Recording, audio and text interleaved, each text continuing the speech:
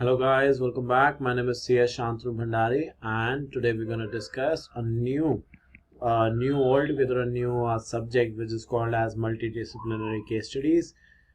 ये जो नया सब्जेक्ट है डेफिनेटली नाम तो आपके सामने है ही है and this is obviously the paper number 8 in module 3.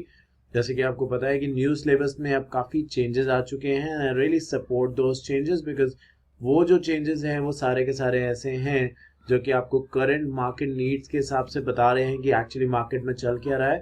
So I think this is a great reform in terms of the things that ICSI have done in the recent past. तो एक बहुत अच्छा रिफॉर्म है उनमें से ये जो ICSI ने बाकी चीज़ें करी हैं उनमें से ये एक बहुत अच्छा काम है कि उन्होंने ऐसे कोर्स या ऐसा कंटेंट हमारे सिलेबस के अंदर इंट्रोड्यूस किया है CS प्रोफेशनल के अंदर जहाँ पे ये जो टॉपिक्स हैं अगर आपने ये सही से क्लियर कर लिए इनको समझ के पढ़ लिया तो जॉब्स मिलने में प्रैक्टिस में जहाँ पे भी आप जाना चाहेंगे depending upon your area of interest आपको किसी भी तरीके की दिक्कत जो है वो कम से कम आएगी. बिकॉज जब हम लेटेस्ट टेक्नोलॉजी को अडॉप्ट करते हैं इवन जनरल लाइफ स्टाइल में तो भी हमें चीज़ें डेफिनेटली ईजी लगने लगती हैं. ऐसे ही जब लेटेस्ट कंटेंट हम पढ़ रहे हैं तो आई थिंक फिर मार्केट में इंटरव्यू में ट्रेनिंग के दौरान चीज़ें हमें काफ़ी थोड़ी बहुत आई थिंक ईजी लगने लगेंगी.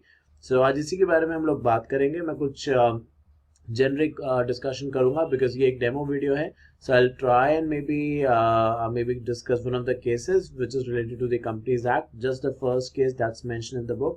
उसके बारे में आज हम बात करेंगे. अब आइए देख लेते हैं इसके अंदर है क्या. Although this book is solely devoted to the case studies only, so I think यहाँ पे उम्मीद आपसे करी जा रही है कि आप केस अगर आपके सामने आता है during your training or during your work experience जब आप कहीं काम करते हैं so you should know how to read the case law, you should know how to really interpret the case laws. और आई थिंक ये जो मैंने अभी बात कही है तो चलिए एक फ्यूचरिस्टिक ट्रेंड है. फिलहाल इस सब्जेक्ट को अगर आप परचेज करते हैं या डेफिनेटली ये सब्जेक्ट्स मुझसे लेते हैं या इसको कहीं से भी ऑनलाइन क्लासेस करते हैं तो इसका सबसे बड़ा फ़ायदा आपको जो होने वाला है वो ये कि जो बाकी सब्जेक्ट्स हैं आप उन पर फोकस कर सकते हैं. बिकॉज बहुत बार कभी कभी मोनोटोनस लगने लगता है.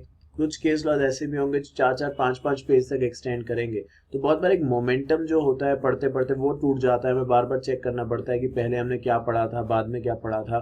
फिर मैं भी दोबारा से कभी कभार स्टार्ट करना पड़ता है और कभी कभार इतना करने के बाद भी चीज़ें शायद उस हिसाब से हमें समझ नहीं आती जिस हिसाब से आ जानी चाहिए थी जितना हमने टाइम इन्वेस्ट किया.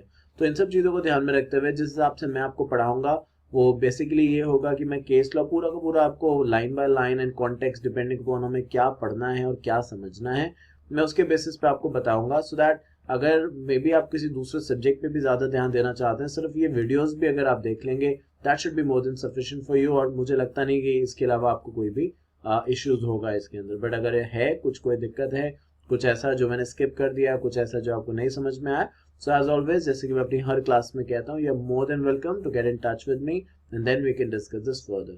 So आइए एक बार कंटेंट पे नजर डाल लेते हैं थोड़ा सा and then we will discuss maybe case law which is related to the company law or you can say the corporate laws. I think अब जो मैं बता रहा था अभी कुछ देर पहले यहाँ पे उसका साफ साफ अगर आप देखें it's also written here like an objective. an objective है क्या कि स्टूडेंट्स जो हैं उनको practically theoretically and problem solving जो स्किल्स हैं उनमें इन्हांस करना. अगर केस लॉ आपके सामने आ जाता है तो आप उसे कैसे ऑप्ट करेंगे. कुछ समय पहले आपके ICSI में मैं गया भी था एक इंटरव्यू के लिए.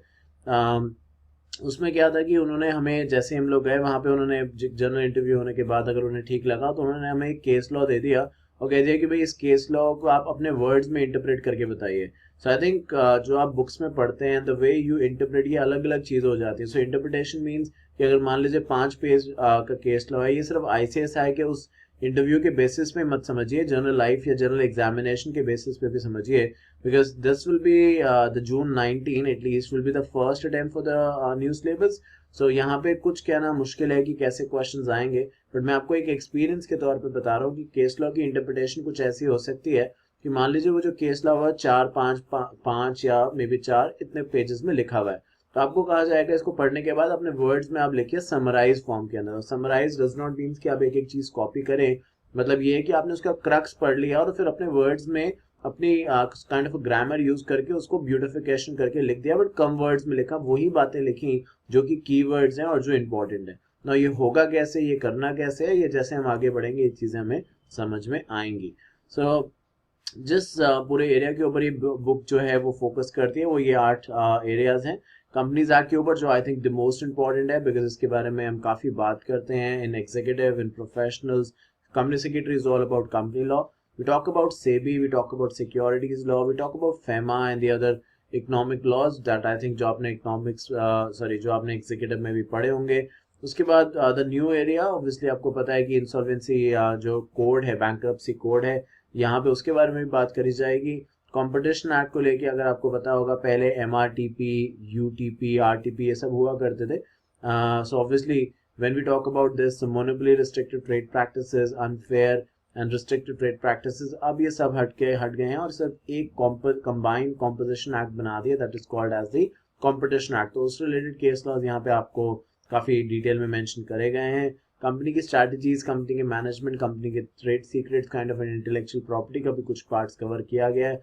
फिर interpretation of statutes, interpretation of law, कैसे किस लॉ का क्या इंटरप्रिटेशन निकलेगा, ये हमारे हिसाब से नहीं होगा. जो लेजिस्लेटिव रिक्वायरमेंट है, जो बेयर एक्ट रिक्वायरमेंट है, जो लॉ की इंटेंशन है, वो हमें समझने की जरूरत है. तो ये सारे के सारी जो बुक है वो इस एरिया के बारे में फोकस करती है. ऑल्दो किसी चैप्टर्स को काफी डिटेल में भी कवर किया गया है, जबकि कुछ चैप्टर्स जो है वो एक जनरल तौर पे कवर कर गए हैं.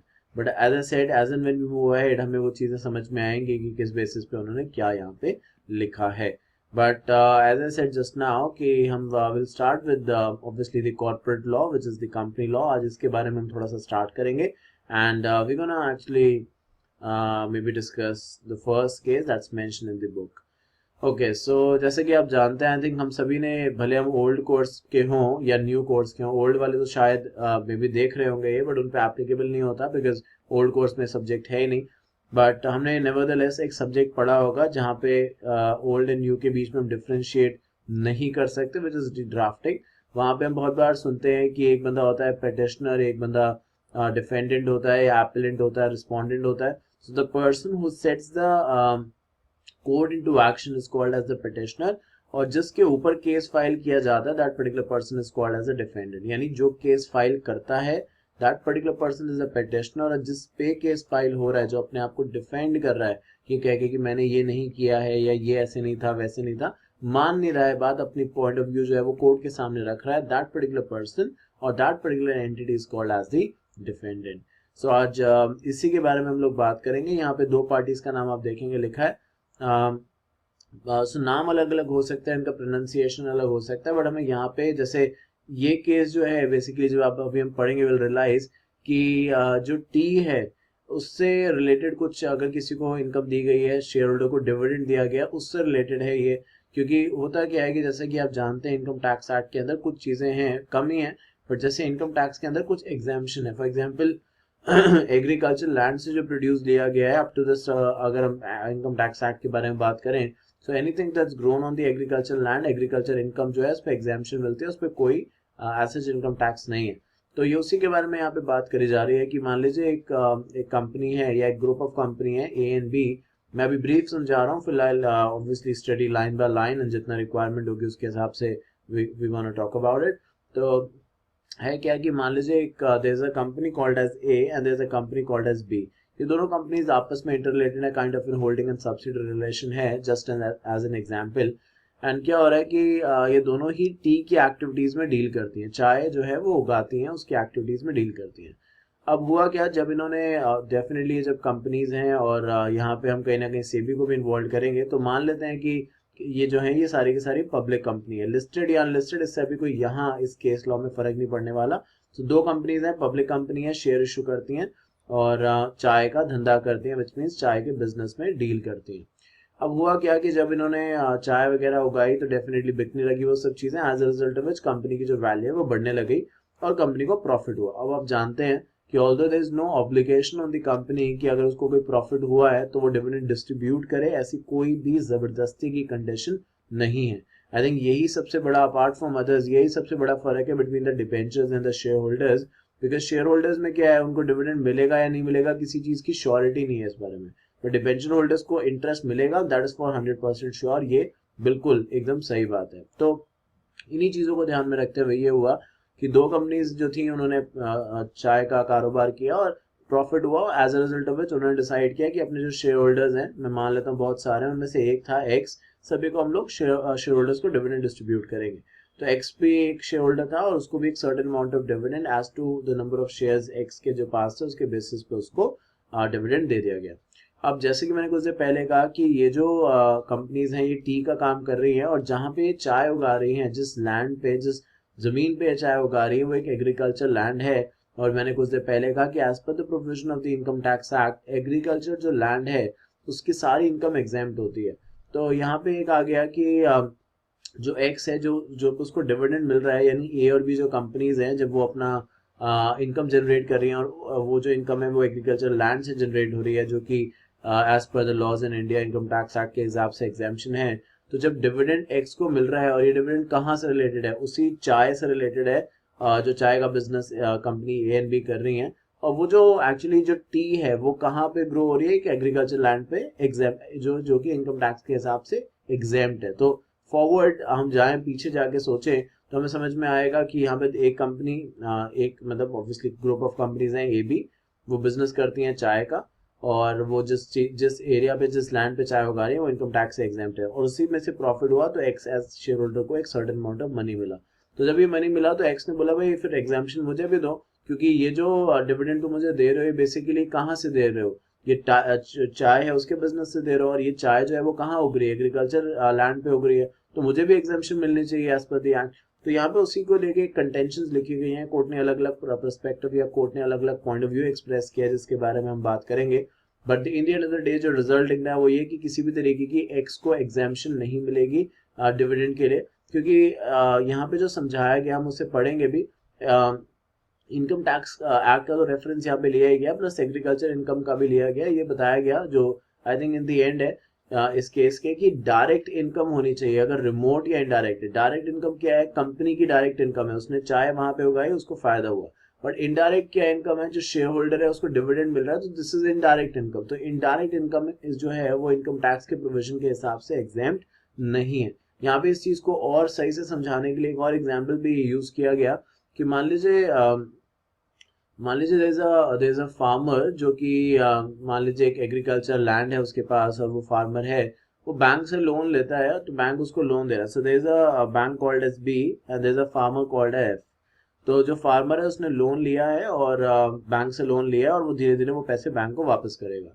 अब एक्चुअली आप देखें कि जो बैंक ने फार्मर को लोन दिया है, फार्मर मान लीजिए उस लोन का यूटिलाइजेशन अपनी एग्रीकल्चर लैंड में कर रहा है, तो एक तरीके से तो जो एग्रीकल्चर लैंड में यूटिलाइजेशन हो रहा है जिस पैसे का, उस लोन का, उससे वो एग्रीकल्चर डेफिनेटली फार्मर जो है उससे एग्रीकल्चर इनकम जनरेट कर रहा है।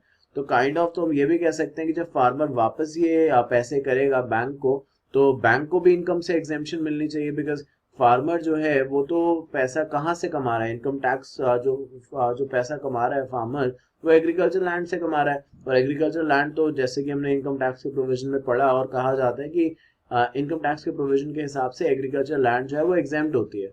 तो जो बोरोवर है फिर तो उसकी सारी जो इंटरेस्ट की इनकम उसको मिल रही है, तो सारी की सारी एग्जेम्प्ट होनी चाहिए। तो इसी चीजों को ध्यान में रखते हुए सुप्रीम कोर्ट ने कहा, I am sorry supreme court नहीं, यहाँ पे तो बात अलग अलग कोर्ट्स की हो रही है, तो फाइनली अलग अलग कोर्ट्स ने अलग अलग डिसीजंस में ये कहा कि किसी भी तरीके से अगर आप इनकम अर्न कर रहे हैं एग्रीकल्चर लैंड से, जो उसका डायरेक्ट सबसे पहला जो यूजर है उसी को फायदा मिलेगा, एंड यूजर को फायदा नहीं मिलेगा। यानी सेकेंडरी या इनडायरेक्ट जो लोग होंगे जो उस इनकम के कॉन्टैक्ट में आएंगे एज ए डिविडेंड होल्डर्स, इनके लिए कोई भी किसी भी तरीके की एग्जेम्पशन नहीं है, भले वो जो इनकम है वो क्यों ना एग्रीकल्चर लैंड से ही जनरेट होती हो। तो आई थिंक ये बेसिक था। देखिए इतना मेरी बात सुनने के बाद जो अब मैं यहाँ पे आपको पढ़ाऊंगा, यू विल रियलाइज कि वही चीजें यहाँ पे भी एग्जैक्टली लिखी है। तो जरूरी नहीं है कि आप खुद लाइन बाय लाइन पढ़ें, अगर आपने मेरी भी बात सुन ली है so that should make sense to you, और आपको वो समझ में आनी चाहिए। अब हम थोड़ा सा डिटेल भी देख लेते हैं केस के अंदर जाके कि वहां पे किस तरीके के वर्डिंग्स और किस तरीके की बात लिखी गई है, सो दैट जो सर्टेनिटी है, जो क्लैरिटी है, वो हमारे दिमाग में थोड़ी और बढ़ सके। आइए देखते हैं क्या लिखा है।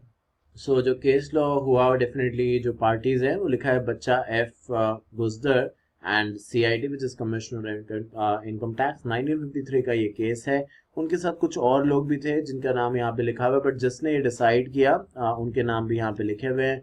किस तारीख को ये केस डिसाइड हुआ ये भी यहाँ पे मेंशन किया गया है। इक्वलेंट साइटेशन यहाँ पे लिखा हुआ है। साइटेशन आप जानते हैं कि जब हम किसी भी केस लॉ का पूरा डिटेल एस्पेक्ट मेंशन करते हैं, एज इफ ये जो केस लॉज है जो AIRS का मतलब होता है ऑल इंडिया रिपोर्ट, तो इसी तरीके से ये लिखा गया ऑल इंडिया रिपोर्ट के अंदर एक्चुअली होता क्या है कि जितने भी इंपॉर्टेंट डिसीजंस होते हैं the various court, specially supreme court and high court, वो सारे के सारे AIR के अंदर मेंशन होते हैं। तो उन्होंने कहा गया कि ऐसे पहले भी केसेस हो चुके हैं जो कि इन नंबर्स के अंदर अगर आप देखेंगे जो यहाँ पे मेंशन करे गए हैं 1955, 1955 SCR, ये सारे के सारे वहां पे आपको मिल भी जाएंगे। तो similar kind of a case laws इससे पहले भी हो चुके हैं, but they will not be 100% same, but इन जैसे ही थे तो वो उसका भी रेफरेंस इन इस केस लॉ को डिसाइड करते हुए लिया गया, इसलिए इक्विवेलेंट साइटेशन का नाम वहां पे मेंशन किया गया है। जो क्वेश्चन अराइज होता है, अभी हम 2013 का कंपनीज एक्ट के बारे में आजकल हम बात करते हैं, but this question actually arise way back around 100 साल पहले से एक क्वेश्चन यहाँ पे अराइज किया गया है, जो कि उस समय कंपनीज एक्ट 1913 था, तो ऑब्वियसली 1956 भी नहीं आया था उस समय तक। 1913 का एक एक्ट था जहाँ का एक क्वेश्चन उठा कि whether share holder has any personal right over the assets of the property of the company held, no, whether the share holder own the property of the company held, no. तो इसी को लेके बात समझाएगी कि देखिए जब हम प्रैक्टिकली बात करते हैं, पूछते हैं कि डायरेक्टर कौन है, शेयर होल्डर कौन है, तो एक फाउंडेशन लेवल का स्टूडेंट भी ये जानता है कि जो शेयर होल्डर्स होते हैं they are potentially the owners of the company, है ना, जो भी वो चाहेंगे जैसा चाहेंगे वैसा ही होगा। Board of directors are merely the hands of the company, but जो एक्चुअली काम करना है, क्या डिसीजन लेना है, क्या डिसीजन नहीं लेना है, that is something that the share holder will decide. Until unless वो एक बहुत छोटा डिसीजन है तो डायरेक्टर्स भी अपनी खुद कॉल ले सकते हैं, बिकॉज उनकी भी कोई ना कोई personal and legal responsibilities companies act के अंदर मेंशन करी गई हैं। बट ये कह देना इस पूरी बात सुनने के बाद कि शेयर होल्डर जो है वही उस कंपनी का ओनर है, जैसे वो चाहेगा वो कंपनी के एसेट्स अपनी मर्जी से बेच सकता है, क्या ये बात सही है? तो आप कह रहे हैं कि नहीं, ओनर वो है, बट ओनर वो तब है, या ओनर आप कह दीजिए या हिस्सा उसको तब मिलेगा जब डिविडेंड डिक्लेयर होगा। अगर डिविडेंड डिक्लेयर नहीं हो रहा है तो बेसिकली उसके जो राइट्स हैं as per the article association of the company, वो सिर्फ वही एक्सरसाइज कर सकता है। शेयर होल्डर इस गलत फहमी में बिल्कुल भी ना रहे कि वो जब चाहेगा कंपनी के एसेट्स बेच देगा और अपना पैसा रियलाइज कर लेगा। जब कंपनी लिक्विडेशन या वाइंडिंग अप में जा रही है, तो आप जानते हैं कॉर्पोरेट रिस्ट्रक्चरिंग हमारा एक सब्जेक्ट है जिसमें एक ऑर्डर ऑफ प्रेफरेंशियल बताया गया है कि सबसे पहले किसको पैसे मिलेंगे, उसके बाद किसको मिलेंगे, वो एक अलग बात है। But until and unless company is a going concern, तो शेयर होल्डर्स की कोई प्रॉपर्टी नहीं बेच सकते। जो प्रॉपर्टी है वो कंपनी के नाम की है, कंपनी जब तक उसको सही तरीके से यूज कर रही है तब तक शेयर होल्डर किसी भी तरीके से उसके अंदर इंटरफेयर नहीं कर सकते। तो यही बात एक्चुअली करते करते यहाँ तक पहुंचे कि appeal raise in the interesting point of law under the Indian contract act 1912 with respect to the nature of dividend income, जो मैं आपको समझा भी रहा था ऊपर। While deciding the issue, the Supreme Court had also clearly explained the relation between a shareholder and a company and the right of the shareholder in relation to the properties of the company। जो मैं बता रहा था कि shareholder and company की property के आपस में एक ही चीज है। तो यहाँ पे इसी के बारे में ये केस लॉ हुआ। फर्दर यहाँ पे लिखा गया सेकंड पैराग्राफ के अंदर कि दी एपेलेंट, जो हमने नाम पढ़ा भी था, एपेलेंट मैंने समझाया भी था, वो जो सबसे पहले केस फाइल करता है। So लिखा है कि appellant बच्चा F. Guzar was in the accounting year 1949 to 50 shareholder in 2 tea companies and received from these company dividend aggregating to 2750। तो जो हमने बात करी थी कि 2 कंपनीज थी, ऊपर मैंने X and Y का नाम लिखा था, यहाँ सच कोई नाम नहीं लिखा, बट 2 कंपनीज हैं और उनका एक शेयर होल्डर है जिसको दोनों कंपनी X और Y दोनों का टोटल डिविडेंड अगर मिला ले तो X जो है मैं ऐसे समझाऊं रादर कि जो मैंने ऊपर भी लिखा था कि जो कंपनी ए है एंड बी है उन दोनों का शेयर होल्डर एक्स है, जितनी इसको डिविडेंड ए से मिला है और जितना डिविडेंड बी से मिला है, दोनों को अगर हम एक्यूमुलेट कर ले तो टोटल डिविडेंड जो एक्स को मिलेगा वो बनता है 2750 रुपए। अब ये कहा गया जो 2 कंपनीज है ये चाय उगाने का काम करती हैं और उसमें से 40% ऑफ द इनकम जो है वो टैक्स होती है, जबकि जो 60% ऑफ द इनकम है वो एग्जेम्प्ट है एग्रीकल्चर एक्ट के हिसाब से या जो इनकम टैक्स है उसके हिसाब से। सो अकॉर्डिंग टू अपीलेंट उसका ये कहना था कि जब 60% विच मीन्स 2750 रुपए उसको मिल रहा है, तो उसका कहा कि भाई ये सारा का सारा, वो कह रहा है कि सारा टैक्सेबल नहीं होगा, 2750 में से 60% जो इनकम है ये टैक्सेबल नहीं होनी चाहिए, क्योंकि ये कंपनी ने जो मुझे दी है, जिस कंपनी ने इनकम मुझे दी है उसकी भी इनकम ये टैक्सेबल नहीं है। क्यों? क्योंकि जिसकी वजह से इतना मुझे प्रॉफिट मिल रहा है, जो टी का बिजनेस है, वो सारा का सारा एक नॉर्मल लैंड पे नहीं हो रहा है, वो किस पे हो रहा है, एक एग्रीकल्चर लैंड पे हो रहा है जो कि 100% इनकम टैक्स से एग्जेम्प्ट है। तो मुझे भी एग्जाम्पशन यहाँ पे मिलनी चाहिए, यानी जब कंपनी को एग्जाम्पशन मिल रही है डिविडेंड मुझे देते हुए, तो जब डिविडेंड मुझे मिल रहा है और उसी लैंड से ही तो आया डिविडेंड, तो मुझे भी यहाँ पे एग्जाम्पशन मिलनी चाहिए। तो इसी चीज को लेके ये पूरा का पूरा केस लॉ डिसाइड किया गया, बट आंसर मैं पहले भी बता चुका हूँ और यहाँ पे लिखा भी हुआ है कि जो भी अपील फाइल करी गई थी ये डिसमिस करी जाती है। उससे पहले मैंने वर्ड भी यूज किया, यहाँ पे लिखा भी एपेलेंट। याद दिला दूं, वैसे मैं ड्राफ्टिंग में इसके बारे में बड़ा फोकस करता हूँ, बट क्योंकि हम यहाँ पे बात कर रहे हैं जो कि भले ड्राफ्टिंग ना भी हो पर उससे रिलेटेड चीज है। प्लेंटिव वो होता है जो केस फाइल करता है, और जिस पे केस फाइल होता है उसका नाम होता है डिफेंडेंट। अब डेफिनेटली इनमें से कोई एक जीतेगा, कोई एक हारेगा, है ना। तो हो सकता है कि मान लीजिए जो डिफेंडेंट है वो हार जाए, वो जो भी उसने बात रखी थी कोर्ट ने उस बात से अग्री नहीं किया, पर डिफेंडेंट को लगता है कि भाई नहीं उसकी बात सही थी और कोर्ट ने शायद फैक्ट्स को इग्नोर कर दिया या अदरवाइज, तो डिफेंडेंट उस डिसीजन से खुश नहीं है। तो यहाँ पे क्या हो सकता है, डिफेंडेंट क्या कर सकता है, अब वो किसी फर्दर जो हायर कोर्ट है उसमें जा सकता है। तो जब डिफेंडेंट अब दोबारा से इस केस को स्टार्ट करेगा, अपील फाइल करेगा, तो डिफेंडेंट क्या बन जाएगा, एपिलेंट बन जाएगा, क्योंकि वो क्या फाइल कर रहा है, अपील फाइल कर रहा है। और अब जो डिफेंडेंट है वो एपिलेंट बन जाएगा, और जो जीता था केस, जब पहली बार केस हुआ था तो प्लेंटिफ जीत गया था ना, डिफेंडेंट हार गया था तो अपील फाइल कर रहा है, तो प्लेंटिफ बन जाएगा अब रिस्पोंडेंट। तो याद रखिए प्लेंटिफ एंड जो डिफेंडेंट है वो साथ साथ चलेंगे, एपिलेंट एंड रिस्पोंडेंट ये भी साथ साथ चलेंगे। नाम से समझ में आ रहा है एपिलेंट, एपिलेंट मतलब वो इंसान जो अपील फाइल करता है। अपील तभी फाइल होती है जब हम कहीं हारते हैं, या जो डिसीजन भले हम जीत भी जाएं बट जो डिसीजन आता है वो शायद हमारी एक्सपेक्टेशन के हिसाब से उतना अच्छा नहीं होता जितना हम लोग सोच रहे थे। अब इसी को फर्दर क्लासिफाई करते हुए उन्होंने थोड़ा सा और समझाया, मैं ऑलरेडी समझा चुका हूँ तो मैं थोड़ा सा इसके बारे में डिस्कशन कर लेता हूँ, बट मैं पूरा आपको कंटेंट ऑलरेडी बता चुका हूँ।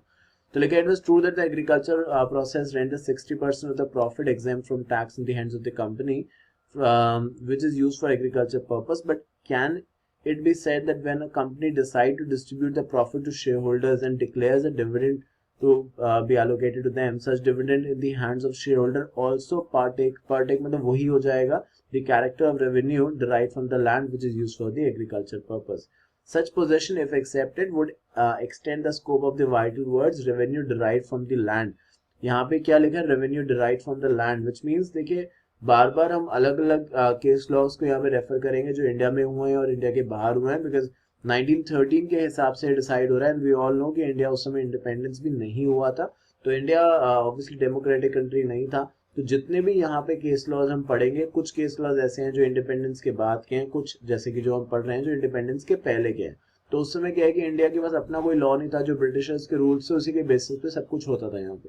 तो यही लिखा गया कि जो एक्ट है, जो इवन जो इनकम टैक्स एक्ट है आज जो 1961, वो भी यहाँ तक मेंशन नहीं है। अगर आप देखें ऊपर तो इनकम टैक्स एक्ट जो मेंशन किया गया वो भी बहुत पहले का मेंशन किया गया, यहाँ पे स्पेसिफिकली लिखा भी है, अगर आप देख सकते हैं 1922। तो आई थिंक ये अलग अलग बात है। तो यहाँ पे यही बात करी गई कि जब कंपनी को एग्जाम्पशन मिलती है तो फिर क्या शेयर होल्डर को भी एग्जाम्पशन मिलनी चाहिए, क्योंकि शेयर होल्डर और कंपनी आपस में इंटर रिलेटेड हैं, तो क्या उनको भी एग्जाम्पशन मिलनी चाहिए। तो उन्होंने बोला जो एक्ट में वर्ड यूज किया गया वो लिखा है रेवेन्यू डिराइव फ्रॉम लैंड, जिसको जब इसका मतलब निकालें तो हम इसको एक स्कोप के अंदर इसका इंटरप्रिटेशन करना चाहिए। Agriculture income is defined in the act is obviously intended to refer to the revenue receive by the direct association with the land. सबसे इंपॉर्टेंट है डायरेक्ट एसोसिएशन। डायरेक्ट एसोसिएशन उस एग्रीकल्चर लैंड से उस company का है जो वहां पे चाय उगा रही है, किसी शेयर होल्डर का डायरेक्ट एसोसिएशन नहीं है, क्योंकि कंपनी से शेयर होल्डर है। आप समझने की कोशिश करिए, क्योंकि सबसे पहला यहाँ पे क्या है कि कंपनी एक्चुअली अपने टेक्नोलॉजी का यूज कर रही है, उसके बेसिस पे वहां से कुछ ओरिजिनेट कर रही है, तो जो ओरिजिनेशन का फायदा है वो कंपनी को हो रहा है। अब कंपनी वो फायदा अगर शेयर होल्डर को दे रही है तो शेयर होल्डर एक तरीके से इनडायरेक्ट उसका फायदा उठा पा रहे हैं, एक इनडायरेक्ट यूजर बन रहा है। और एक्ट सिर्फ स्पेसिफिकली ये कहता है कि डायरेक्ट एसोसिएशन जिसका लैंड से होगा उसी को ही फायदा मिलेगा। In fact, Entrut dividend is derived from the investment made in the shares of the company, and the foundation of it rests on the contractual relation between the company and the shareholders. Dividend is not derived by a shareholder by his direct relationship with the land. जैसे कि मैं ऊपर भी कह रहा हूँ, देखिए इसके अंदर अभी क्योंकि ये पहला केस लॉ है, इसके अंदर मैं वैसे समझा रहा हूँ, अदरवाइज जब हम इसको और डिटेल में पढ़ेंगे तो मैं जो समझाऊंगा अगर आप उतना ही ध्यान से सुन लेंगे, जिस पैराग्राफ को मुझे बताने की जरूरत होगी वो मैं पूरा पढ़ाऊंगा, बट अदरवाइज मैं आपको समझाता चलूंगा कि देखिए यहाँ पे ये चीज लिखी है, यहाँ पे ये चीज लिखी है, ये पैराग्राफ इंपॉर्टेंट है, क्योंकि सब एक एक हम लाइन पढ़ेंगे तो ये बड़ा मोनोटोनस हो जाएगा और बहुत डिफिकल्ट भी हो जाएगा आपके लिए। तो मैं बताता चलूंगा, इसी से आपको समझ में आ रहा है। देखिए यहाँ पे कुछ कीवर्ड्स है, डायरेक्ट एसोसिएशन विद लैंड, यहाँ पे भी लिखा है is not derived by the share holder and is direct relationship with the land. तो यही मैंने बात की कि कंपनी का डायरेक्ट रिलेशनशिप है, शेयर होल्डर का नहीं है। There can be no doubt that the initial source which has produced the revenue is land used for agriculture purpose, but to give the words revenue derived from land the unrestricted meaning, क्योंकि देखिए law जो है वो कोई इंसान तो है नहीं जो क्लैरिफिकेशन दे सके कि इसका इतना ही मतलब निकालो या इस बात का इतना ही मतलब होगा या ये मतलब होगा, तो we have to interpret. Interpretation एक बहुत इंपॉर्टेंट रोल प्ले करता है लॉ के अंदर, आपको पता ही है। तो इंटरप्रेट हमें उसी एक्सटेंट तक करना है, ना कि आई थिंक उस एक्सटेंट तक करना है जो कि एक लेजिमिनेट हो, ना कि उस एक्सटेंट तक जहां तक हमारा फायदा हो। So we have to be very very sensible in interpretation of the various words that are being used under the provision of the act और एनी अदर बेयर एक्ट्स और रूल्स। इसी को ध्यान में रखते हुए केस लॉ का यहाँ पे रेफरेंस लिया गया कि एक केस लॉ हुआ, वहां पे ये कहा गया कि ये ठीक है कि जो इन्वेस्टर होता है वो किसी भी कंपनी के अंदर शेयर्स खरीदता है और जितने वो शेयर्स खरीदता है उस कंपनी के अंदर उसका उतनी हिस्सेदारी बन जाती है। कल अगर फ्यूचर में कंपनी कहीं लिक्विडेशन वाइंडिंग अप पे जाती है तो उसको उतना हिस्सा मिलेगा जितना उसने कंपनी में पैसा इन्वेस्ट किया हुआ है। और उसी के हिसाब से आप जानते हैं equity and preference share holders होते हैं, तो depending upon what type of share holder you are आपको उसके हिसाब से राइट्स मिलेंगे, प्रोवाइडेड कंपनी के आर्टिकल एसोसिएशन उन चीजों को अलाउ करता हो।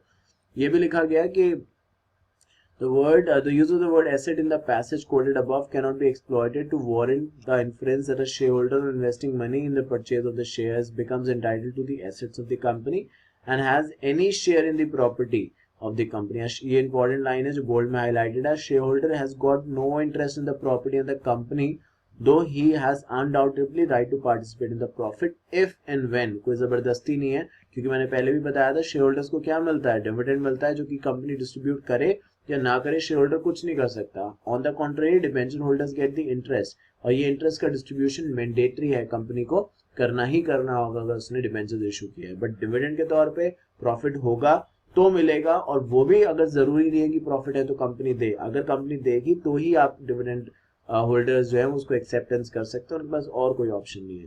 तो इन्हीं चीजों को ध्यान में रखते हुए ये भी बताया गया, it is true that the share holder of the company have the sole determining voice in managing the affairs of the company as provided by the articles to declare dividend should be distributed out of the profit to the shareholders, but the interest of the shareholder, either individual or collective, does not amount to more than a right to participate in profit. The company is a juristic person and is distinct from the shareholder। I think यही एक सबसे बड़ा difference है जब हम बात करते हैं, there is a difference between the ownership and management. यहाँ पे ओनर कोई और है, मैनेजर कोई और है। जनरली मैं अगर प्राइवेट कंपनीज को एक्सक्लूड कर दूं तो, और इवन वहां भी ऐसा हो सकता है, but I think public companies में तो डेफिनेटली ऐसा होता है कि मैनेजर जो है जो मैनेज करते हैं वो बोर्ड ऑफ डायरेक्टर्स हैं जो कि अलग होते हैं, जबकि ओनर्स जो होते हैं वो अलग होते हैं, ऑल ओवर इंडिया बटे हुए होते हैं। बट पार्टनरशिप के केस में क्या है कि जो ओनर है वही मैनेजर भी है, पार्टनर्स ने ही पैसा इन्वेस्ट किया है, so they are the owners and वही उसको मैनेज कर रहे हैं, so they are also the managers of that particular association. But जबकि कंपनी में there is a separation of ownership with the management. और उसके बाद लिखा है कि it is a company who which owns the property and not the shareholders. तो company के नाम पे प्रॉपर्टी खरीदी गई है, अब वो प्रॉपर्टी कंपनी की हो गई तो कंपनी ये डिसाइड करेगी किस तरह हिसाब से इसको प्रॉपर्टी को बेचना है। शेयर होल्डर्स किसी भी तरीके से कंपनी में दबाव या प्रेशराइजेशन नहीं बना सकते कि भाई कंपनी बेच के ये प्रॉपर्टी कंपनी बेच के उन्हें पैसे दे, ऐसा यहाँ पे नहीं हो सकता। The proper approach to the solution of the question is to concentrate on the plain words of the definition of agriculture income, which connects in no uncertain language revenue with the land from which it directly springs, and stray observation in case which has no bearing upon the present question does not advance the solution of the question. There is nothing in the Indian law to warrant the assumption that a shareholder who pays by shares by an interest in the company or by any interest in the property of the company which is a juristic person entirely different from the shareholders। तो जैसे मैं ऊपर बात भी करता आ रहा हूँ बार बार, पढ़ा इसलिए पूरा हम रहे हैं यहाँ पे बिकॉज आपको समझ में, आपको ये ना लगे कि हमने केस लॉ स्किप कर दिया। बट जैसे कि मैंने कहा कि अगर आपने कहीं पैसे इन्वेस्ट कर दिया बीइंग अ शेयर होल्डर तो आपका हिस्सा बनता है कंपनी के अंदर। बट आप कहें कि नहीं कंपनी की प्रॉपर्टी भी सारी आपकी होगी, कंपनी की प्रॉपर्टी में भी आपका हिस्सा हो जाएगा, तो आई थिंक वो गलत है। जब मैं कह रहा हूँ वो बात गलत है तो वो गोइंग कंसर्न के तौर पे गलत है। जब कंपनी लिक्विडेशन में होगी तब तो जो आपका हिस्सा है वो मिलेगा, बट आप जानते हैं हम अकाउंट्स भी बनाते हैं, we never termed it as कि भाई कंपनी बंद हो जाएगी, हमेशा किस बेसिस पे बनाते हैं, गोइंग कंसर्न पे। तो इसी चीज को ध्यान में रखते हुए कहा गया कि शेयर होल्डर्स का हिस्सा है, बट वो हिस्सा इन्फोर्समेंट में तभी आएगा specially in terms of property जब कंपनी लिक्विडेशन या वाइंडिंग अप की तौर बढ़ेगी आगे। It is argued that the position of shareholder in the company is analogous to the partners' inter se, The analogy is wholly inaccurate. Partnership is merely an association of persons for carrying on the business of partnership, and in law the firm name is compedious method of describing the partners. तो compedious मतलब जो partnership आप देखते हैं बहुत बार लिखा होता है AB and Sons XYZ and Associates, तो ये XYZ क्या होते हैं? पार्टनर्स के नाम होते हैं जनरली. तो वही ऊपर बता रहा था कि यहाँ पे ओनरशिप एंड मैनेजमेंट के पार्टनरशिप में ओनरशिप एंड मैनेजमेंट के बीच में कोई सेपरेशन नहीं होता, जबकि कंपनी में सेपरेशन होता है. इसी तरीके से अलग अलग केस लॉ लिए गए. इंग्लैंड का पर्सपेक्टिव से भी केस लॉ लिया गया, वहां पे भी यही बात करी गई कि जो भी शेयर्स होते हैं वो डेफिनेटली आप जब चाहें इसको ट्रांसफर कर सकते हैं एज पर the provision in the articles of the company. But आप ये सोचें कि वाइंडिंग अप से पहले आपको इसके बदले कुछ भी मिलने वाला है, जो आपने पैसा या यहाँ पे हिस्सा खरीदा है कंपनी के अंदर, तो ये गलती होगी. तो इसी चीज को लेते हुए फर्दर एक और केस लॉ भी यहाँ पे लिखा हुआ है. A share in the company cannot properly be linked to the sum of money settled upon and subject to the limitation to arise in future. It is rather to be regarded as the interest of shareholder in the company for purpose of liability and dividend. It was suggested that the dividend arise out of the profit accruing from the land and is impressed in the same character as profit, and that it does not change its character merely because of the incident it reaches in the hands of the shareholders. तो ये ठीक है कि dividend जो है वो एक जमीन से आया है, एक एग्रीकल्चर लैंड से आया है, बट हमें जो फोकस करनी है चीज वो ये समझने की जरूरत है, जो आई थिंक हमने ऊपर भी बात करी और यहाँ पे अलग अलग कॉन्टेक्स्ट में समझाया भी जा रहा है, कि वो जो इनकम है वो कहाँ से जनरेट हुई है, वो एग्रीकल्चर लैंड से हुई है. और जो डेफिनेशन दे रखी है in the income tax act जो प्रीवियस था, जो यहाँ पे मेंशन किया गया था 1922, वहां पे यही कहा गया है कि जो डायरेक्ट उसका बेनिफिशियरी है सिर्फ उसी के लिए एग्जाम्पशन होगी. ऐसे तो आप खुद ही देखिए कि मान लीजिए, एक यहाँ पे लिखा नहीं, बड़ी खुद ही समझने वाली बात है कि अगर मान लीजिए इनकम टैक्स की एग्जाम्पशन हम ऐसे ही देने लगे, तो कंपनी ने डिविडेंड दिया डी को, डी ने उस पैसे का फर्दर यूज करके किसी और को वो पैसे दे दिए और उसका नाम था बी. तो कंपनी ने डिविडेंड दिया कि इंसान को, कंपनी एग्रीकल्चर के लैंड के ऊपर काम करती थी, तो उसने डिविडेंड दे दिया और वो जो डिविडेंड मिला वो एक इंसान को मिला जो कि कंपनी का शेयर होल्डर था, जिसका नाम था डी. अब डी ने ये सारा का सारा पैसा बी को दे दिया. अब जो बी है वो भी ये कह सकता है कि भाई क्योंकि ये तो सारा पैसा डी को एग्रीकल्चर लैंड से मिला था, तो मैं भी इस पे किसी भी तरीके का क्यों टैक्स दूं, क्योंकि ये तो एग्रीकल्चर लैंड से मिला है पैसा, तो ये तो एग्जाम्प्ट है. तो अगर ऐसे एग्जाम्पशन देखेंगे तो फिर तो ये कभी सिलसिला खत्म नहीं होगा. तो इसीलिए हमें उसे कहीं ना कहीं तो रोकना है. तो हम बस डायरेक्ट कॉन्सिक्वेंसेज जो कंपनी तक है बस वहीं तक उसकी एग्जाम्पशन रहेगी, उसके बियॉन्ड वो एग्जाम्पशन नहीं जा सकती. आई थिंक उसी को चीज को समझाते हुए यहाँ पे लिखा भी गया कि the argument runs counter to the definition of the agricultural income, which emphasizes necessity of the recipient of income having a direct and immediate rather than an indirect and remote relation with the land. To accept this argument will be tantamount to saying that creditor, जो मैं कुछ देर पहले जब summary समझा रहा था कि creditor recovering interest on the money due from the agriculturist who pays out of the produce of the land is equally entitled to the exemption. भाई बैंक ने कोई कर्जा दिया है फार्मर को, फार्मर उस कर्जे को वापस कर रहा है, तो फार्मर कहाँ से कमा रहा है? एग्रीकल्चर लैंड से कमा रहा है. अब फार्मर एग्रीकल्चर लैंड से पैसा कमा रहा है और बैंक का लोन रीपे कर रहा है, तो बैंक भी ये कह सकता है कि भाई फार्मर तो एग्रीकल्चर लैंड से कमा रहा है, तो ये तो 100% इसको एग्जेम्पशन मिल रही है. और एक तरीके से फार्मर कमा के मुझे पैसे दे रहा है, बैंक कह रहा है कि भाई फार्मर कमा के मुझे पैसे दे रहा है, और क्योंकि एग्रीकल्चर लैंड से पैसा आ रहा है तो फिर मुझे भी एग्जेम्पशन दो. तो ऐसे तो कभी ये सिलसिला खत्म ही नहीं होगा ना. तो ये यहाँ पे हम चीज ऑफ नहीं कर सकते, सिर्फ डायरेक्ट कॉन्सिक्वेंसेज जिस पे होगा उसी पे इस चीज की एप्लीकेबिलिटी होगी, बाकी और किसी चीज पे नहीं होगी. तो यही इस पूरे केस लॉ के अंदर लिखा है. उम्मीद करता हूँ कि इस टॉपिक के बारे में जो हमने बात करी आपको समझ में आई होगी. And this is only the first case laws. ऐसे हम जैसे जैसे और आगे बढ़ेंगे we gonna deep dive into the topic, and जितना जिससे रिक्वायर्ड होगी इसके बेसिस पे अलग अलग एग्जांपल्स के थ्रू मैं आपको ये समझाता रहूंगा. सो उम्मीद करता हूँ आपको ये सेशन अच्छा लगा होगा. If you have any questions just let me know, I will be more than happy to help you out with that. So thank you so much for your time today. I shall see you very soon.